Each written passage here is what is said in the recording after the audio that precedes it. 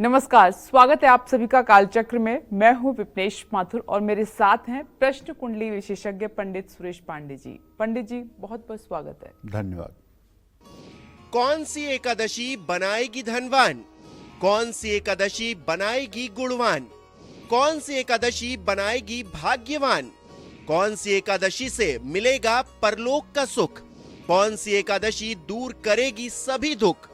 24 एकादशी और 24 चमत्कार बताएंगे पंडित सुरेश पांडे जी आज काल चक्र में। जी हाँ, हिंदू कैलेंडर के अनुसार साल में कुल 24 एकादशी आती हैं। हर एकादशी का अपना महत्व और चमत्कार है। ऐसे में आज कालचक्र में प्रश्न कुंडली विशेषज्ञ पंडित सुरेश पांडे जी आपको सभी 12 महीने में आने वाली एकादशी के बारे में सबसे खास जानकारी देने वाले हैं। इन सभी एकादशी के रहस्यों को जानकर आप अपना आज और आने वाला कल दोनों संवार सकते हैं। साथ ही इन एकादशी पर किए गए व्रत, अनुष्ठान और पूजा पाठ से आप अपनी सभी मनोकामनाओं को पूरा भी कर सकते हैं। तो बने रहें हमारे साथ, कालचक्र देखते रहें। और आइए अपनी खास चर्चा की शुरुआत करते हैं। हिंदू नववर्ष का पहला महीना चैत्र का होता है और इस महीने में आने वाली एकादशी का क्या महत्व और चमत्कार है, आइए सबसे पहले पंडित जी से आपके लिए यही जानने की कोशिश करते हैं। पंडित जी, चैत्र मास में एकादशी आती है, उसके चमत्कार और उसका महत्व बताइए। देखो, एकादशी का नाम आते ही जो सबसे पहला काम होता है, देखो मुझे रोमांच हो रहा है, जो सबसे पहला काम होता है वो होता है भगवान श्री हरि की छवि हृदय में आना।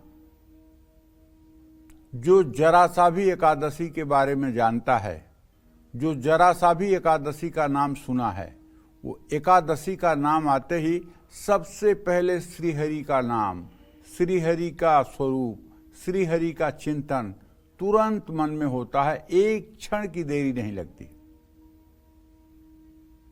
और जब श्री हरि का ध्यान हो गया, श्री हरि का चिंतन हो गया, तो अंदर और बाहर, शरीर के अंदर और शरीर के बाहर दोनों जगह पवित्रता ही पवित्रता हो गई। क्योंकि ब्रह्म पुराण में स्वयं नारद ने कहा है, ओम अपवित्रः पवित्रो वा सर्वावस्थां गतोऽपि वा यः स्मरेत पुंडरीकाक्षं सहवायाभ्यंतरः शुचि। बाहर और भीतर जिसके स्मरण का मात्र से, ऐसे पुंडरीकाक्ष भगवान का ध्यान करने से बाहर और भीतर दोनों जगह शुद्धि हो जाती है। ये ब्रह्मदेव का भी वाक्य है। ब्रह्मा ने यह शब्द कहा है कि ऐसा कोई स्थान नहीं है जहां वो ब्रह्मदेव विराजित न हो, जहां वो न हो। केवल उन पुंडरीकाक्ष का ध्यान करके मनुष्य अंदर और बाहर दोनों की पवित्रता को तत्काल प्राप्त हो जाता है। और उन्हीं श्री हरि के स्वरूप भगवान श्री कृष्ण हैं, उन्हीं श्री हरि के स्वरूप भगवान श्री राम हैं। भगवान श्री राम, प्रभु श्री कृष्ण, इनका भी चिंतन, मनन, ध्यान करने के बाद आपको वही फल प्राप्त होता है जो श्री हरि विष्णु के दर्शन, श्री हरि विष्णु के ध्यान, श्री हरि विष्णु के चिंतन से प्राप्त होता है। चैत्र मास के कृष्ण पक्ष में पाप मोचनी एकादशी आती है, जो आज है। चैत्र मास के शुक्ल पक्ष में कामदा एकादशी आती है। पाप मोचनी एकादशी पापों से मुक्ति दिलाती है और तन मन को शुद्ध रखती है। पाप मोचनी एकादशी का व्रत करने से पितर भी प्रसन्न होते हैं। चैत्र मास में शुक्ल पक्ष की कामदा एकादशी का व्रत रखने से ब्रह्महत्या जैसे पाप नष्ट होते हैं और अनजाने में किए हुए पापों से मुक्ति मिलती है। कामदा एकादशी की कथा सुनने से और व्रत करने से वाजपेय यज्ञ के समान पुण्य की प्राप्ति होती है। कामदा एकादशी का व्रत रखने से सुख और समृद्धि प्राप्त होती है। इस व्रत को करने से राक्षस योनि से भी मुक्ति मिलती है। हर काम सिद्ध होते हैं और मनोकामनाएं पूर्ण होती हैं। देखिए, व्रतों में एकादशी सर्वोपरि है। इसके बराबर पुण्य फलदायी कोई व्रत नहीं है। एक चक्रवर्ती सम्राट राजा अम्बरीश हुए। वो एकादशी का व्रत करते थे, भगवान श्री हरि के अनन्य भक्त थे, भगवत भाव से राज्य का संचालन करते थे, स्वयं को सेवक समझ करके और प्रजा को भगवत स्वरूप समझ करके ऐसे वो अपने राज्य का शासन करते थे।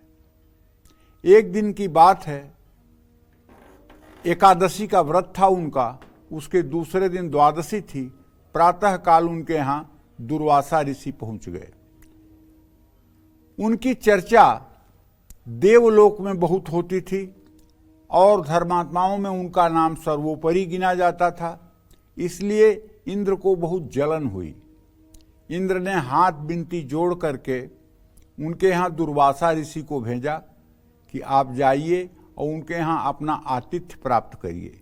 दुर्वासा आ गए। उन्होंने कहा कि मैं स्नान करके आता हूँ, तब आप अपना एकादशी का व्रत खोलिएगा। और वो स्नान करने गए और इतना ज़्यादा विलंब होने लगा कि इनके एकादशी के व्रत का पारण करने का समय बीत रहा था। इनके राजज्योतिषी ने, इनके पुरोहितों ने कहा कि महाराज आप व्रत खोलिए, वरना एकादशी का महात्म समाप्त हो जाएगा और दुर्वासा जी जब आएंगे तब आएंगे। उन्होंने एक अनाज अपने मुंह में डाल करके व्रत तोड़ दिया और दुर्वासा जी आए, बोले तुमने व्रत तोड़ दिया? हाँ महाराज, एकादशी का व्रत पारण का समय बीत रहा था, इसलिए मैंने केवल एक अन्न ग्रहण कर लिया। अच्छा, तो तू देख मेरे कोप को। उन्होंने अपने दाढ़ी से एक बाल उखाड़ा, उससे एक कृत्या प्रकट हो गई। कृत्या जानते हैं क्या है? कृत्या एक ऐसी संहारकारिणी देवी का नाम है जो अगर चाहे तो पृथ्वी को समुद्र में डाल दे, समुद्र में से पृथ्वी को निकालकर बाहर कर दे। 64 कृत्याएं होती हैं, जिसमें 32 कृत्या जो है राजा दक्ष को सिद्ध थी और 64 कृत्याओं के स्वामी सिर्फ महादेव हैं। सिर्फ भगवान शिव के पास 64 कृत्याएं हैं।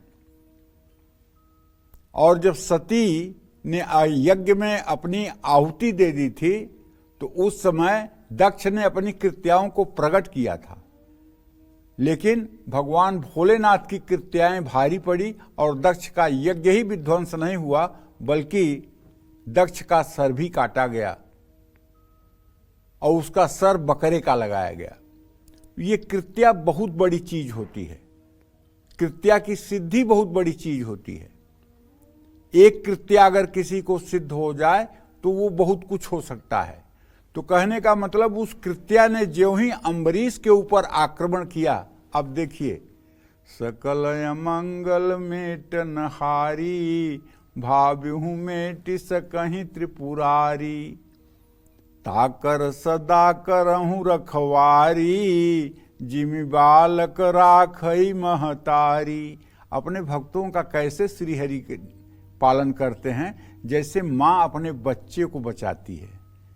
अरे इधर से कृत्या प्रकट नहीं हुई, उधर से चक्र सुदर्शन अपने आप गोल गोल घूमते हुए आ गया। उसने कृत्या को तो तुरंत समाप्त कर दिया, कृत्या का तुरंत वहीं से विनाश कर दिया और वो दुर्वासा के पीछे चक्र चल दिया। दुर्वासा भागने लगे। दुर्वासा ब्रह्मलोक में गए, ब्रह्मा के पास। ब्रह्मा ने कहा यहां से चले जाइए, चक्र सुदर्शन का कोई इलाज यहां नहीं है। शिवलोक में गए, भगवान शिव ने कहा कि प्रभु आप यहां से चले जाइए, इसका कोई समाधान नहीं है, आप विष्णु लोक को जाइए, जिसका ये चक्र सुदर्शन है वही कुछ कर सकते हैं।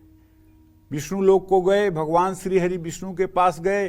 भगवान विष्णु ने कहा मैं कुछ नहीं कर सकता हूं, आप जिनके अपराधी हैं वो राजा अम्बरीश ही आपको क्षमा कर सकते हैं।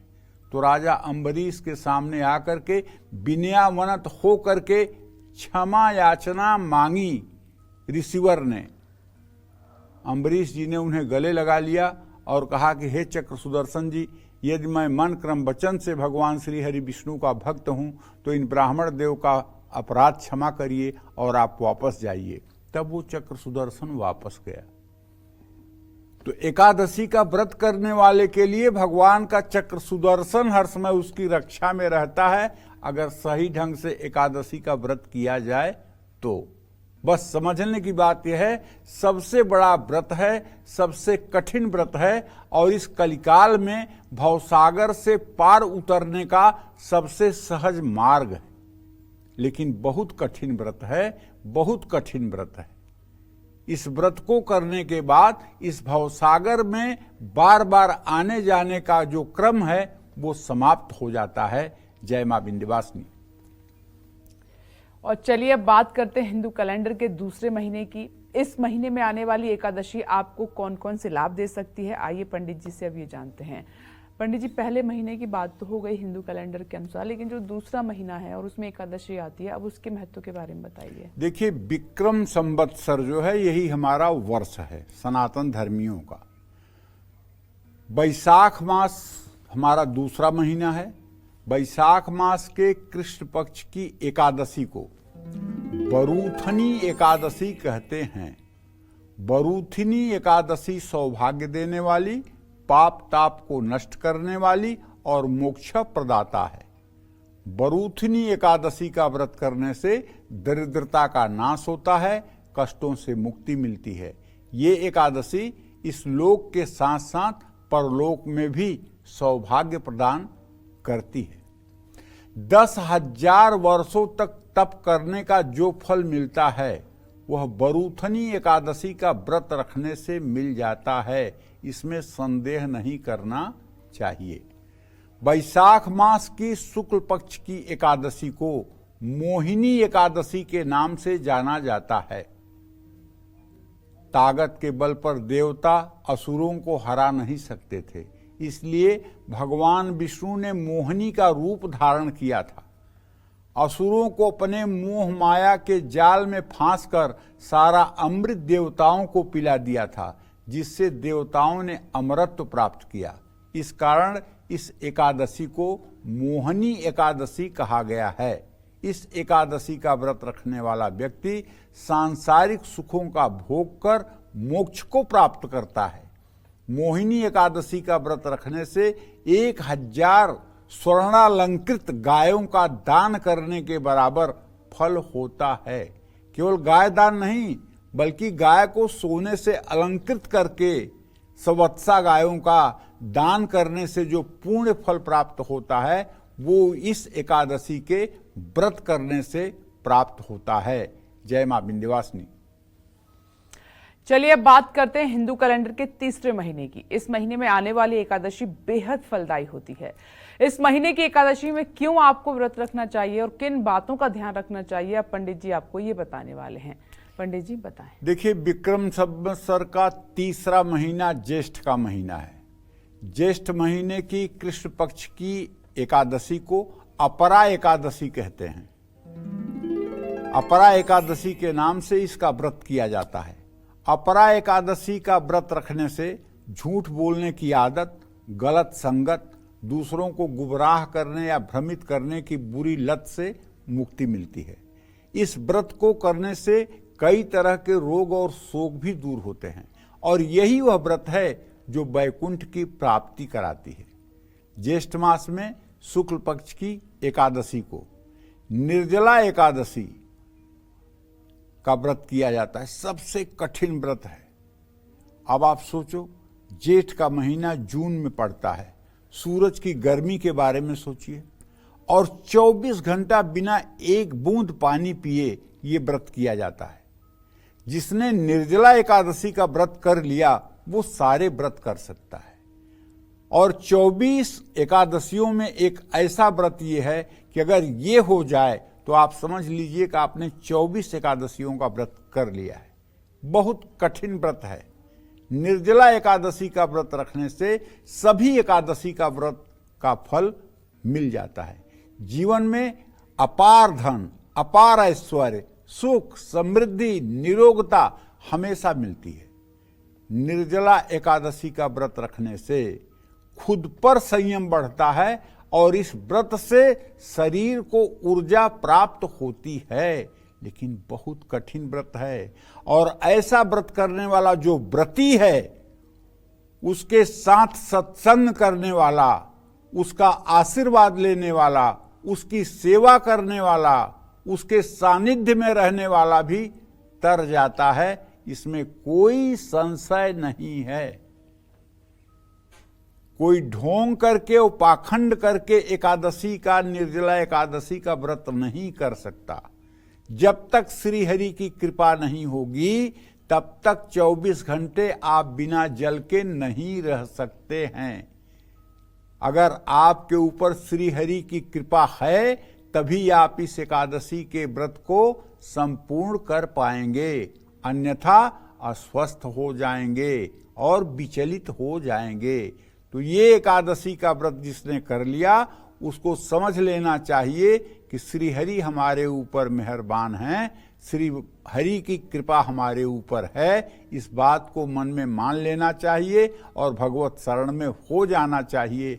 जय मां विंध्यवासिनी। और चलिए अब बात करते हैं हिंदू कैलेंडर के चौथे महीने की। इस महीने में आने वाली एकादशी क्यों खास मानी जाती है, पंडित जी से जानते हैं। पंडित जी, चौथे महीने की हम बात कर रहे हैं हिंदू कैलेंडर की। अब कहा जाता है कि इस महीने में जो एकादशी आती है उसका भी बड़ा महत्व है। हाँ, आषाढ़ का महीना है।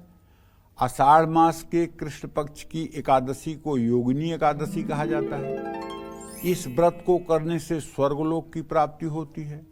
88,000 ब्राह्मणों को भोजन कराने के बराबर पुण्य प्राप्त होता है। योगिनी एकादशी का व्रत रखने से क्रोध कम हो जाता है, किसी भी श्राप से व्यक्ति मुक्त हो जाता है, शरीर के रोग कम होने लगते हैं। योगिनी एकादशी का व्रत करने से सुंदर रूप, गुण और यश की प्राप्ति होती है। हाँ, अब हम आ गए आषाढ़ मास के शुक्ल पक्ष की एकादशी के लिए। ये दिन तो सबको पता है, देवशयनी एकादशी है। भगवान श्री हरि विष्णु 4 महीने के लिए सोने चले जाते हैं इसी एकादशी के दिन, इसलिए इसका नाम है देवशयनी एकादशी। देव माने श्री हरि विष्णु, वो शयन करने चले जाते हैं 4 महीने के लिए, इसीलिए इसका नाम है देवशयनी एकादशी। हिंदू सनातन धर्म में आषाढ़ शुक्ल पक्ष की एकादशी के बाद विवाह, शादी, जनेऊ, मुंडन आदि जितने भी संस्कार हैं वो सारे संस्कार इन 4 महीनों में वर्जित हो जाते हैं। सामान्य व्यक्ति से भी बात करिए ना कि किस महीने में शादी होगी, अक्टूबर में होगी क्या, सितंबर में होगी? नहीं, देव सोए हुए हैं ना, कैसे होगी सितंबर अक्टूबर में? देव तो कार्तिक शुक्ल पक्ष की एकादशी को जागते हैं ना, उसके बाद होगा। जब तुलसी विवाह होगा उसके बाद होगा। मतलब सामान्य व्यक्ति को भी पता है कि देव सोए हुए हैं। इसको देवशयनी एकादशी कहा जाता है। ब्रह्म वैवर्त पुराण के अनुसार देवशयनी एकादशी का व्रत करने से सभी मनोकामनाएं पूर्ण होती हैं। देवशयनी एकादशी का व्रत करने से दुर्घटना और अकाल मृत्यु का भय समाप्त हो जाता है। लेकिन इस एकादशी से अगले 4 महीनों तक सूर्य, चंद्रमा और प्रकृति का तेज कम हो जाता है, शुभ शक्तियां कमजोर हो जाती हैं, जिससे किए गए कार्यों का शुभ फल प्राप्त नहीं होता है। ऐसे में देवशयनी एकादशी से 4 महीने तक कोई शुभ कार्य नहीं किया जाता। जैसा मैंने आपको बताया, मुंडन संस्कार नहीं किया जाता, जनेऊ नहीं किया जाता, विवाह नहीं किया जाता। इस तरह के जो शुभ कार्य हैं, जो संस्कारों में सम्मिलित हैं, वो संस्कार नहीं किए जाते हैं। जय मां विंध्यवासिनी। पंडित जी, एक सवाल, अक्सर घर में हमारे बड़े बुजुर्ग ये कहते आए हैं और कहते हैं कि एकादशी को चावल नहीं बनाने चाहिए, नहीं खाने चाहिए, तो क्या सच्चाई है इसके पीछे की?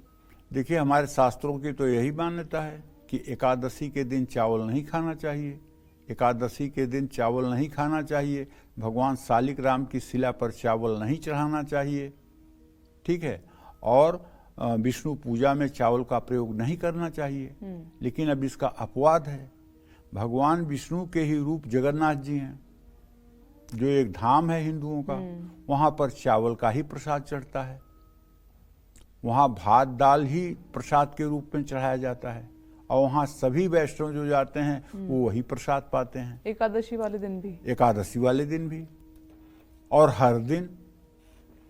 तो कहने का आशय ये है, देश काल परिस्थिति के अनुसार इसका निर्णय है। चावल में जल तत्व की मात्रा पाई जाती है, ये काफी जल तत्व की मात्रा को देने वाला है। आपने सुना होगा कि जिन लोगों को शीत प्रकृति है उन्हें रात में चावल खाने से मना किया जाता है। तो महीने में 1 दिन 2 दिन चावल न खाने से मनुष्य की वो शीत प्रकृति जो कुपित होकर के रोग देती है, उस रोग से भी मुक्ति मिलती है, वैज्ञानिक कारण अगर माना जाए तो।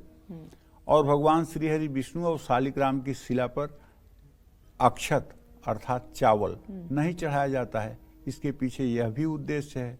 और एक बात बताऊं, ये सब तो हमारे जो सनातन धर्म में है ना, सब चीजें एक मान्यता के आधार पर हैं ताकि इससे समाज संगठित होकर चल सके। जैसे एक छोटी सी बात, किसी के घर में कोई मर गया है तो उसके सारे परिवार के लोग सर मुड़ा लेते हैं।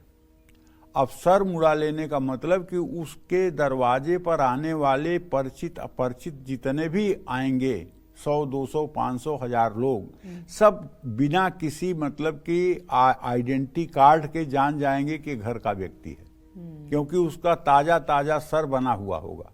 बिल्कुल, ये सनातन धर्म की कितनी बड़ी सोच है जी। ये पहचान है ना, हाँ ये घर का ही व्यक्ति होगा, जिसके सर के बाल बने होंगे वो घर का ही व्यक्ति होगा। ये सनातन धर्म की कितनी बड़ी सोच है। कोई आइडेंटिटी कार्ड नहीं, कुछ नहीं कि किसके घर हुई है घटना दुनिया को पता लग जाएगी कि इन्हीं के घर हुई है, ठीक है ना। उसी तरह से सारी व्यवस्थाओं को देखते हुए सनातन धर्म में ये व्यवस्था की गई है कि एकादशी के दिन चावल का सेवन ना किया जाए। नहीं तो आप जो आपने शास्त्रों को पढ़ा है, वजह क्या है इसके पीछे? यही वजह है कि इससे मतलब कि जल तत्व तो बढ़ता है और भगवान विष्णु को जो है चावल नहीं चढ़ाया जाता है जी। बस। आज कालचक्र में पंडित सुरेश पांडे जी आपको सभी एकादशियों के महत्व और चमत्कार के बारे में खास जानकारी दे रहे हैं। अपनी इसी चर्चा को आगे बढ़ाते हुए बात करते हैं हिंदू कैलेंडर के 5वें महीने की। इस महीने किस देवी देवता की पूजा आराधना आपको कई गुना शुभ फल दे सकती है, आइए पंडित जी से अब ये जानते हैं। पंडित जी बताएं। देखो विवनेश, 5वें महीने के एकादशी की बात करूं उसके पहले तुम्हारे प्रश्न का उत्तर थोड़ा अधूरा रह गया है जी। तुमने पिछले सेगमेंट में प्रश्न किया था बेटा कि भगवान को विष्णु को चावल क्यों नहीं अर्पित किया जाता है। देखो ऐसा कुछ नहीं है कि नहीं अर्पित किया जाता है, वो भाव के भूखे हैं जी। न उनके लिए चावल से परहेज है और न उनको चावल स्वीकार है जी। उनको भाव चाहिए। पूरा शास्त्र चिल्ला चिल्ला कर कहता है कि सुदामा की दरिद्रता को देख करके सुदामा की दरिद्रता को देख करके एक बार भगवान भोजन कर रहे थे और जो उन्होंने भोजन का हाथ यहां पहुंचाया तो उनका हाथ रुक गया और उनके आंखों से आंसू गिरने लगे। रुक्मिणी ने तुरंत समझ लिया कि कोई भक्त कष्ट में है। रुक्मिणी ने पूछा कि प्रभु आप इतने कष्ट में क्यों हैं, कौन सा भक्त ऐसा है जो आपका कष्ट में है।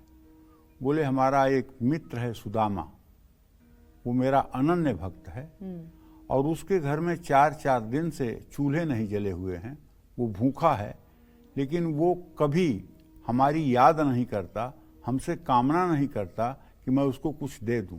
कहन भगवान उसके अंदर चाह पैदा कर दो। कहन यही तो मैं नहीं कर सकता हूं, अपने भक्तों के हृदय में मैं किसी मांग की चाह नहीं पैदा कर सकता हूं।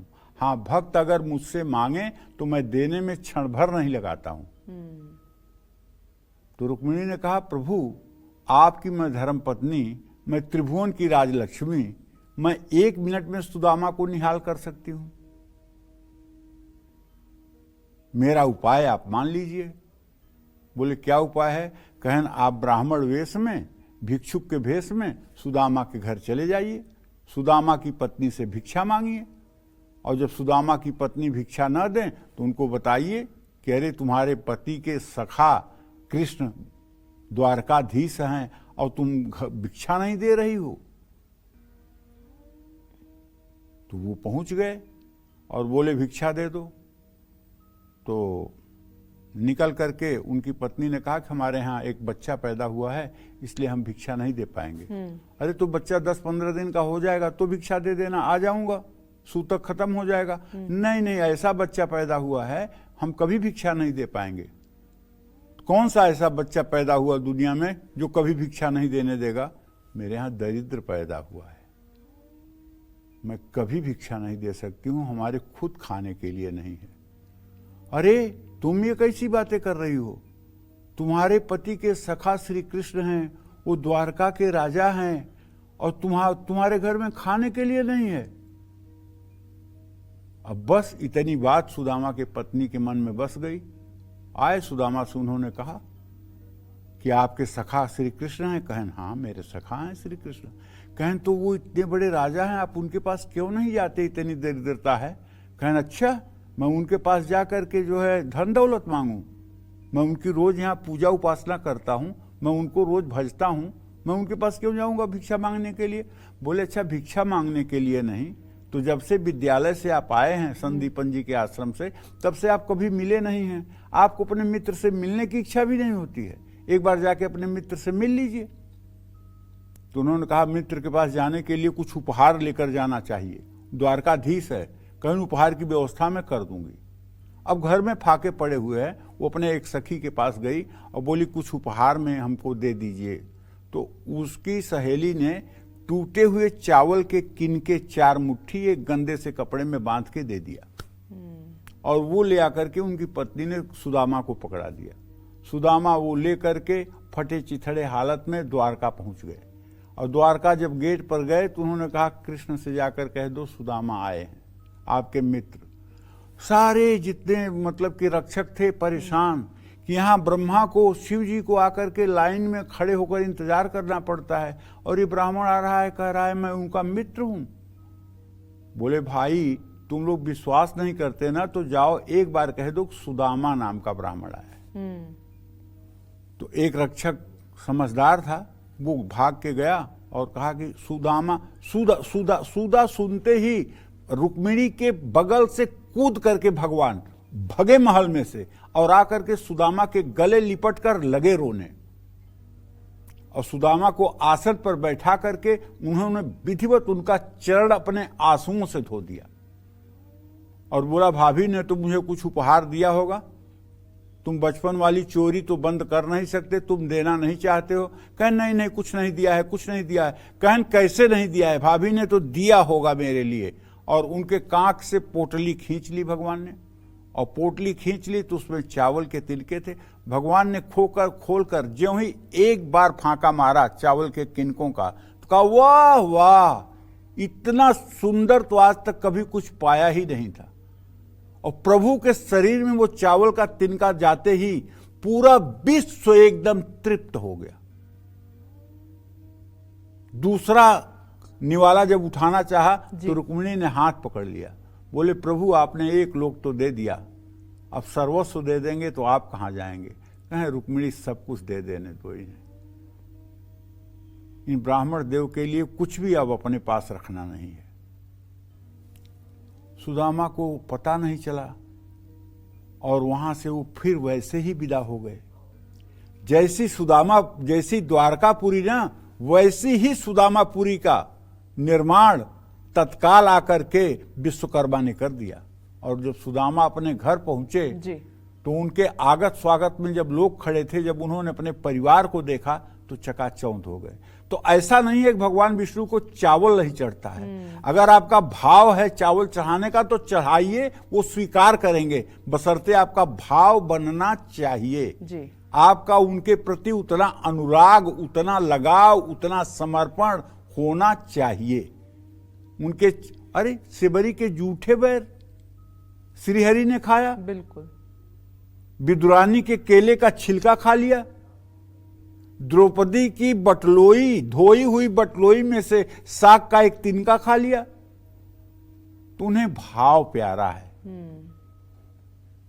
वो जगत के तारनहार हैं, वो स्वयं लीला प्रकट करते हैं, स्वयं वो अभिनय करते हैं, स्वयं वो दर्शक होकर देखते हैं, और स्वयं वो अपने में सारी लीला को समेटते हैं। मतलब भगवान ये देखते हैं कि मेरा भक्त, ये नहीं देखते कितना अमीर कितना गरीब। कुछ नहीं भाव, उनके लिए, भाव उनके लिए निर्मल जन सो मोहि भावा, मोहि कपट छल छिद्र न भावा। निर्मल जन सो मोहि भावा, मोहि कपट छल छिद्र न भावा। जिस दिन आदमी कपट और छल छिद्र को छोड़ करके उनकी शरणागति ले लेता है, उस दिन वो ताकर सदा करहु रखवारी, जिमि बालक राखई महतारी। यानी कि जो मंदिर में कोई भी भक्त जाता है, दूसरों को ये देखता है कि उसने चांदी के सिक्के चढ़ाए हैं, मैंने साधारण सा सिक्का चढ़ाया है, भगवान उसको ज्यादा आशीर्वाद देंगे, ये भाव नहीं आना चाहिए कभी भी। एकदम नहीं आना चाहिए, और एकदम नहीं आना चाहिए, क्योंकि भगवान भाव के भूखे हैं। अरे तुम बताओ, त्रैलोक्य की लक्ष्मी जिसका पैर सहलाती हैं 24 घंटे, उनको आप कौन सा सिक्का, कौन सा मुकुट, कौन सा रत्न क्या दे दोगे?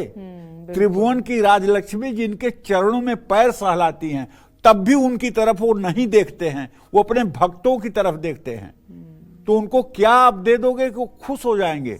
जी बिल्कुल। अरे उनको तो भाव से जो आप समर्पित कर दोगे ना, उसी में वो संतुष्ट हो जाएंगे। लेकिन बाहरे हम कलयुगी, हम जब भोजन करने बैठते हैं, 1 मिनट का समय दे करके श्री हरि का ध्यान करके ये नहीं कहते हैं कि हे प्रभु ये प्रसाद आप पा लीजिए, आपकी जूठन मैं पा जाऊं ताकि मेरी बुद्धि सही रहे, मैं धर्म के मार्ग पर चलूं, और उसके बाद जल की आचमनी गिरा करके और तब भोजन करें। मैं गारंटी के साथ कहता हूं कि उसमें से ना आपकी एक रोटी कम होगी, न एक चावल का दाना कम होगा, न एक कीट का सब्जी कम होगी, लेकिन वो भोजन आपका अमृत बन जाएगा, बन जाएगा, बन जाएगा।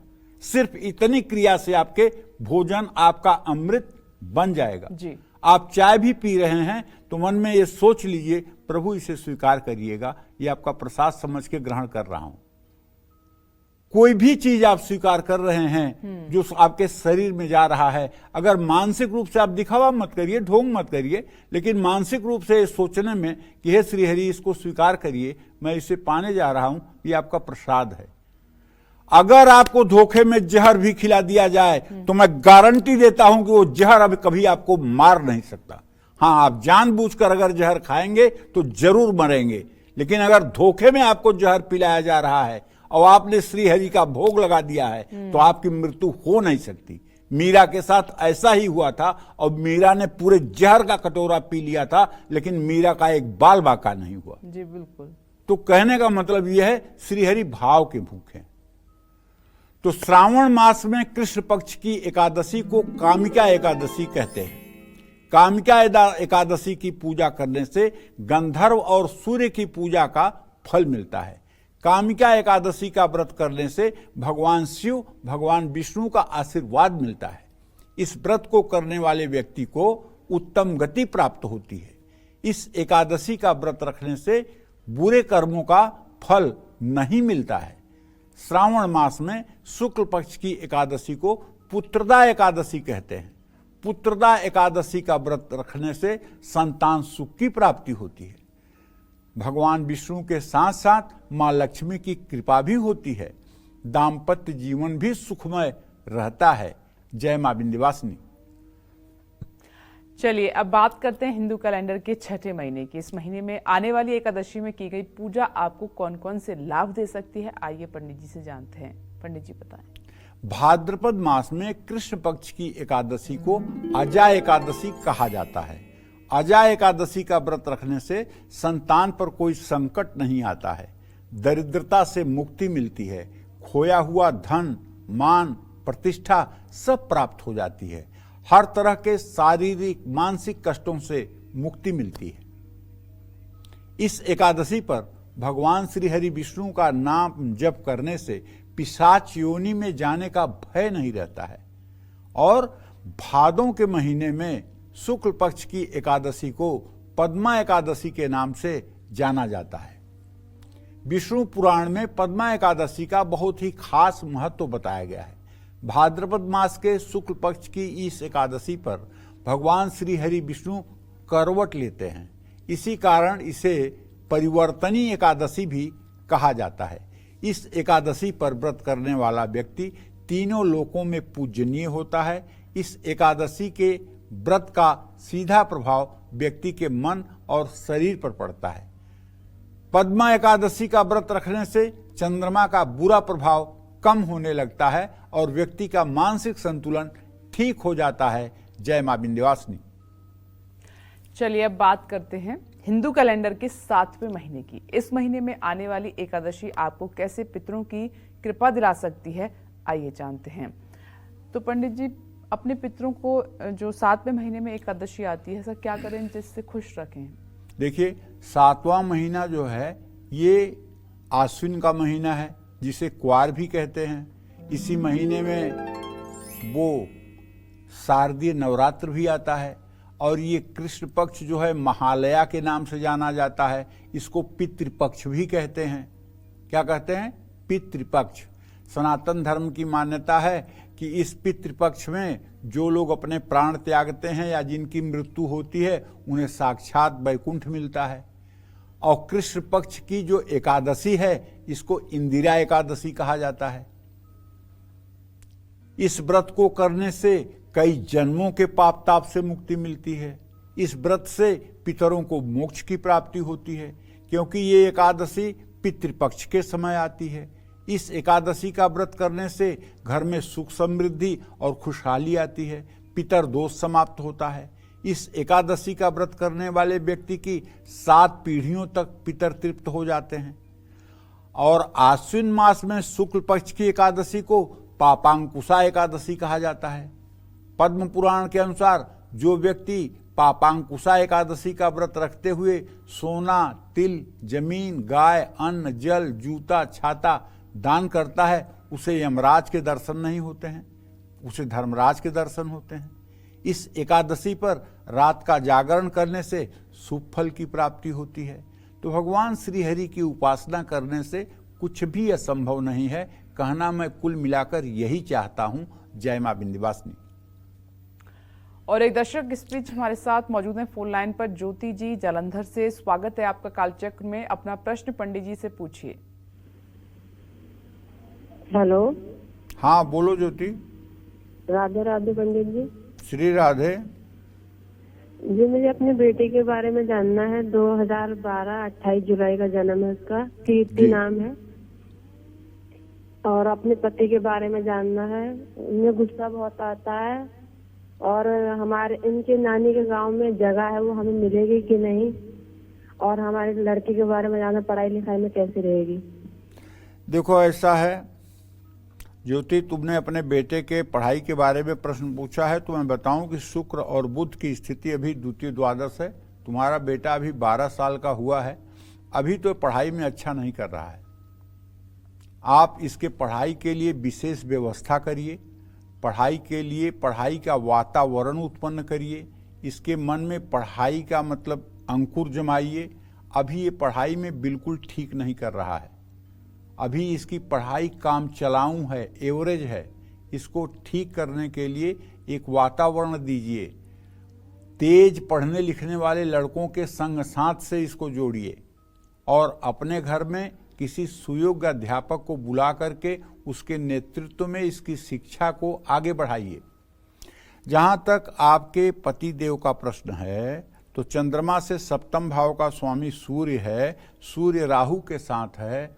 आपके पतिदेव क्रोध करते हैं, इसमें कोई दो राय नहीं।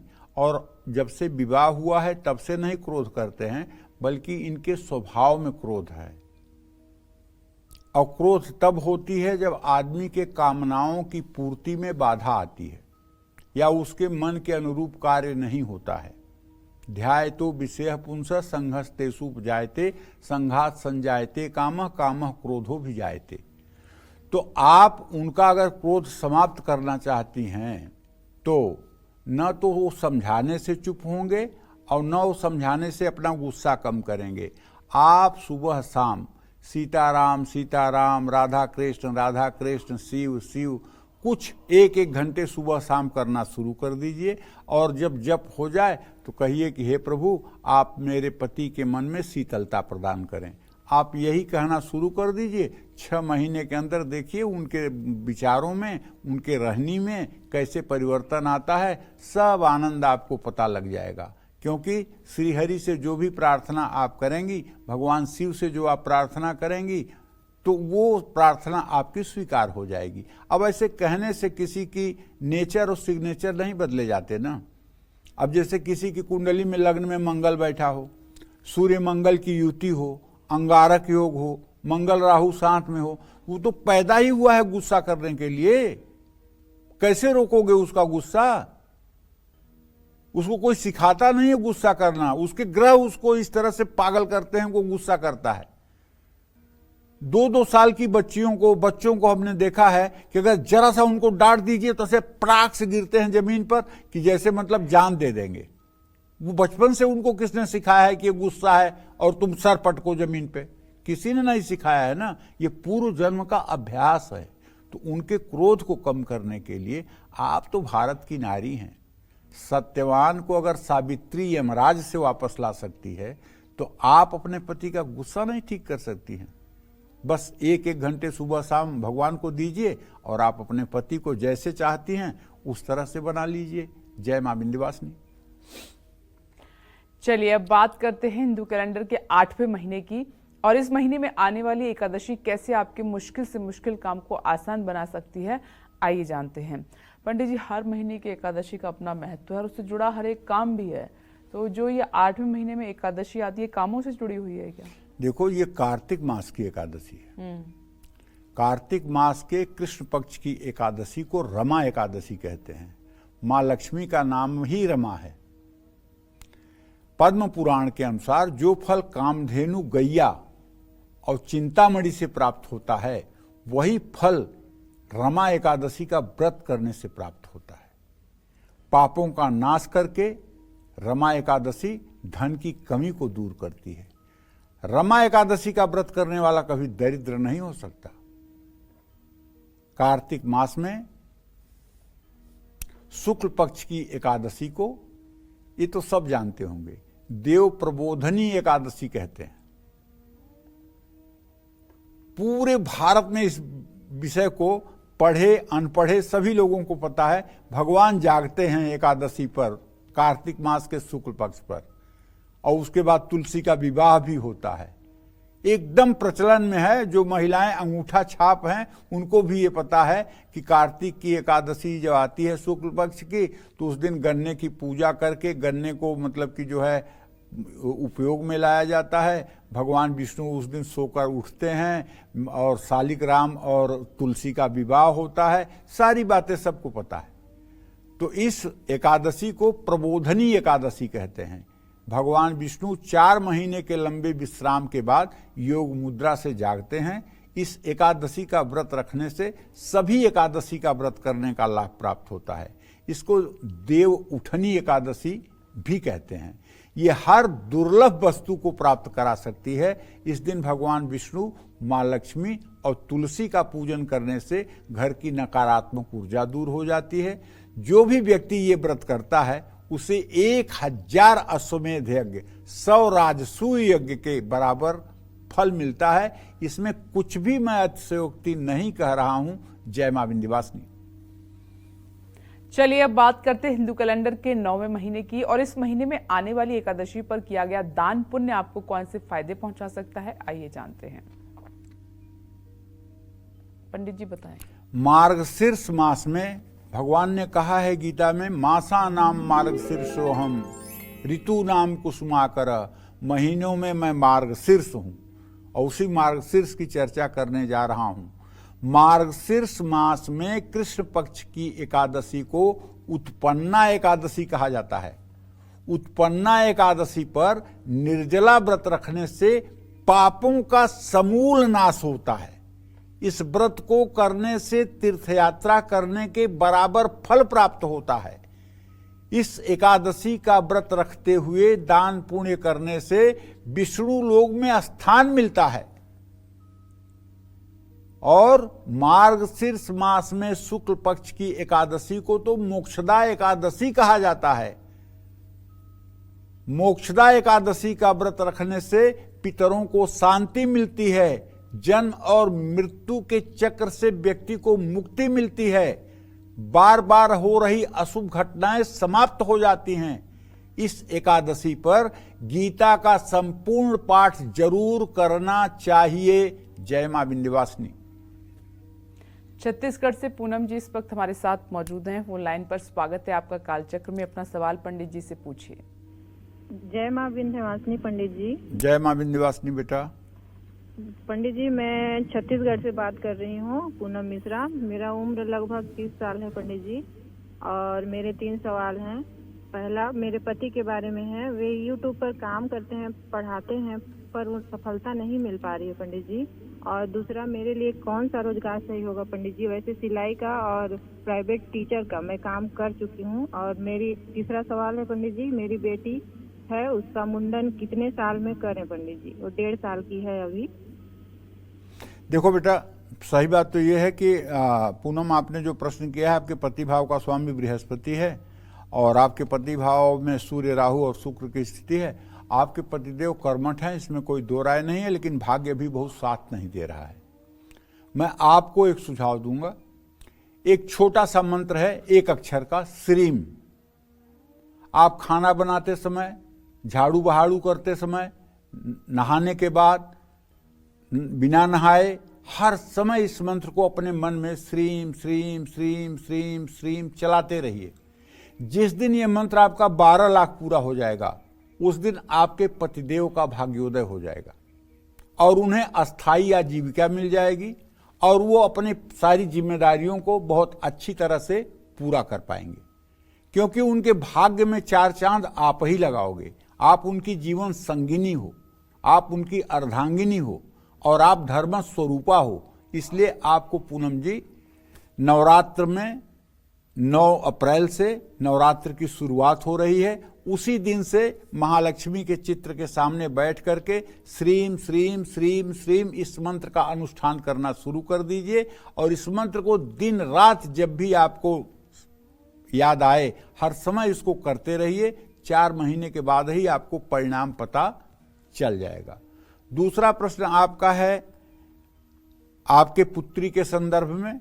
उसके बारे में तो आपको ये बताना चाहूंगा कि देखिए, बुध और शनि दोनों तृतीय एकादश हैं। उसके बारे में बहुत चिंता करने की जरूरत नहीं है, समय पर सब कुछ ठीक हो जाएगा। लेकिन आपने अपने काम के बारे में जो पूछा है, सिलाई और टीचिंग से संबंधित, हाँ, तो मैं ये कहना चाहता हूँ कि सूर्य से 10वें भाव का स्वामी बृहस्पति है।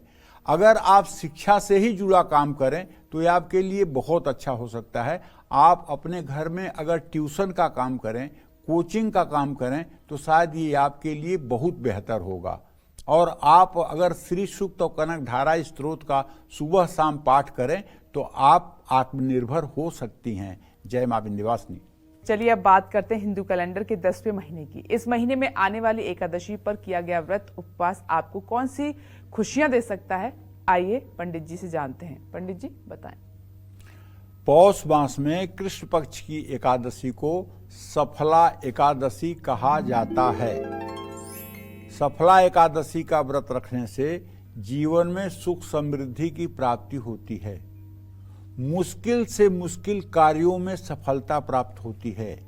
आज के दिन घर में एक तुलसी का पौधा लगाने से धन लाभ होता है और इस एकादशी का व्रत रखने से रुके हुए काम बनने लगते हैं।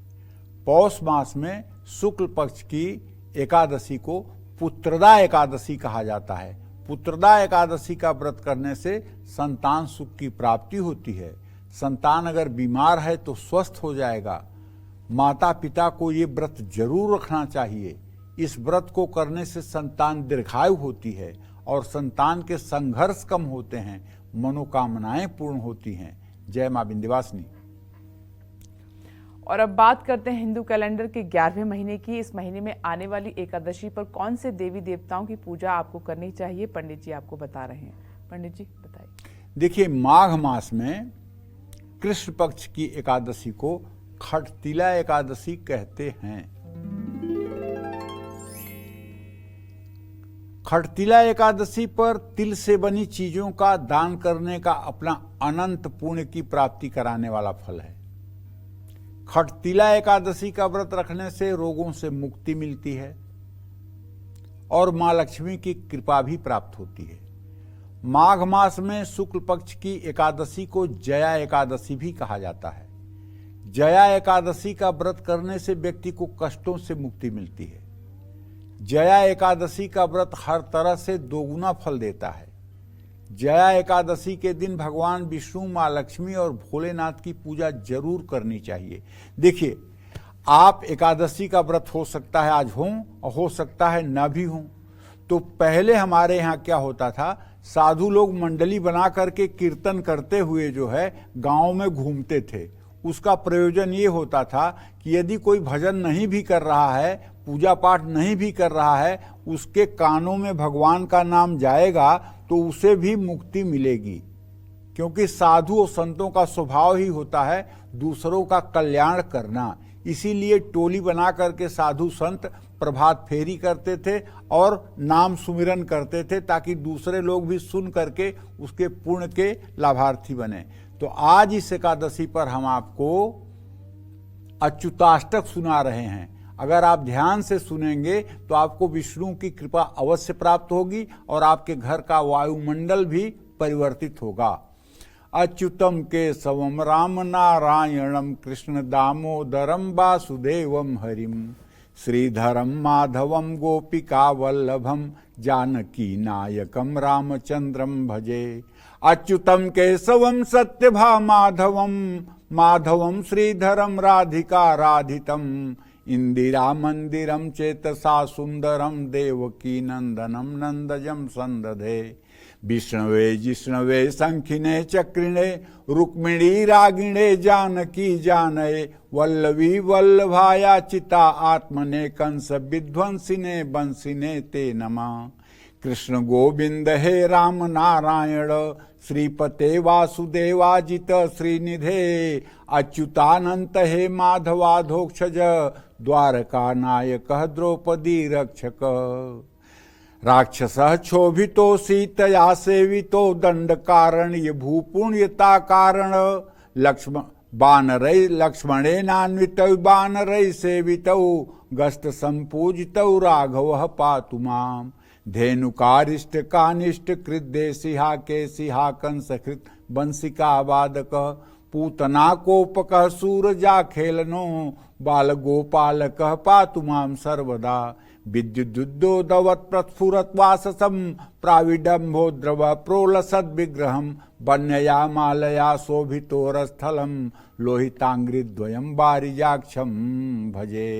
कुञ्चितै कुन्तलै भ्राजमानाननं रत्नमौलिं लसत्कुण्डलं गण्डयो हारकेयूरकं कंकणं प्रोज्वलं किंकिणी मंजुलम श्यामलम तम भजे। भगवान श्री हरि की जय हो। और अब बारी है आज के हमारे ईमेल कुंडली विजेता की, और ये हैं महेंद्रगढ़ हरियाणा के रहने वाले धर्मेंद्र यादव जी। इन्होंने हमें ईमेल करके अपने बेटे के बारे में जानना चाहा है, तो जल्दी से अभी फोन लाइन पर मौजूद भी हैं। बहुत बहुत स्वागत है आपका कालचक्र में। पंडित जी, पहले मैं इनके बेटे की डिटेल आपको नोट करा देती हूँ। नाम है कृष्ण यादव और डेट ऑफ बर्थ है 14 जनवरी 2007। समय है 10:45 और प्लेस ऑफ बर्थ है महेंद्रगढ़ हरियाणा। इनके बेटे कृष्ण ने 12वीं के एग्जाम दिए हैं और आगे भविष्य में उसे किस फील्ड में करियर चुनना चाहिए, ये उनका सवाल है। और खुद इस वक्त धर्मेंद्र यादव जी मौजूद है। धर्मेंद्र जी, इस सवाल के अलावा कोई और भी प्रश्न है तो आप पूछ सकते हैं पंडित जी से। स्वागत है आपका कालचक्र में। जी पंडित जी प्रणाम। पंडित जी सदा सुखी रहिए। सबसे पहले तो ये करेक्शन करना चाहूंगा, बच्चे का जन्म है 4 जनवरी 2007 और नाम कृष यादव है पंडित जी। 4 जनवरी 2007। जी जी पंडित जी, कृष यादव जी।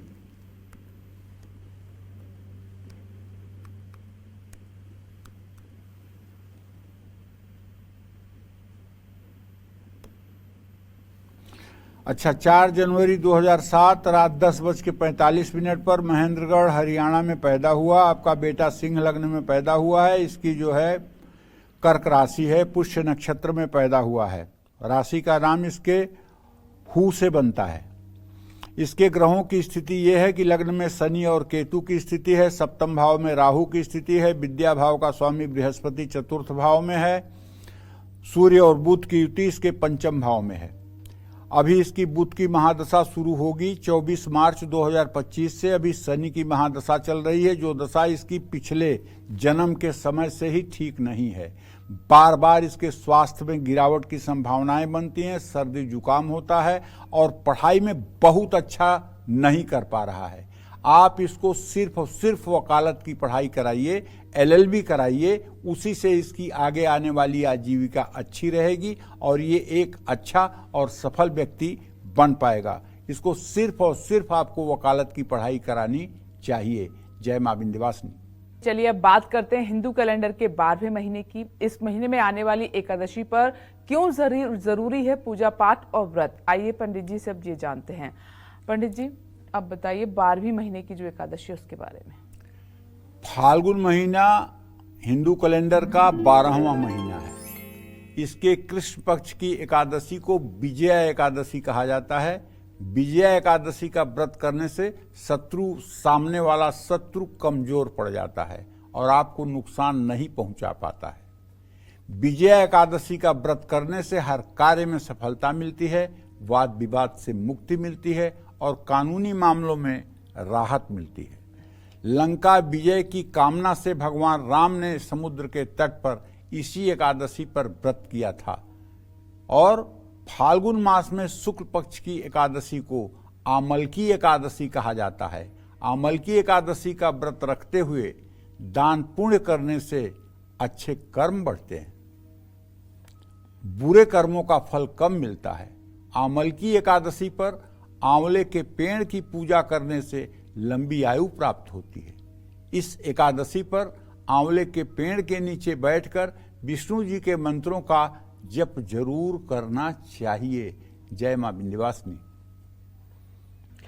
देखिए पंडित जी ने जो 12 महीने में हिंदू कैलेंडर के अनुसार जो 12 महीने हैं उनमें जो एकादशी आते हैं, हर एकादशी का महत्व आपको समझाया है, बताया है। उम्मीद करते हैं कि जब भी आप एकादशी का व्रत करेंगे या जो भी अनुपालन आप करते हैं, अनुष्ठान करते हैं, पंडित जी द्वारा जो बताई गई बातें हैं उनका आप जरूर ध्यान रखेंगे। पंडित जी आपका बहुत बहुत शुक्रिया, धन्यवाद हमारे दर्शकों को इतनी महत्वपूर्ण जानकारी देने के लिए। इसी के साथ उम्मीद करते हैं कि आज का विषय आपको बहुत पसंद आया होगा। कल फिर एक नए विषय और आपकी परेशानी को दूर करने के लिए ढेरों उपाय लेकर आएंगे हम पंडित सुरेश पांडे जी के साथ। तब तक के लिए कालचक्र की टीम को दीजिए इजाजत। देश दुनिया की खबरों के लिए आप देखते रहिए न्यूज़ 24। नमस्कार। दर्शन 24 YouTube चैनल को लाइक करें, शेयर करें और सब्सक्राइब करें।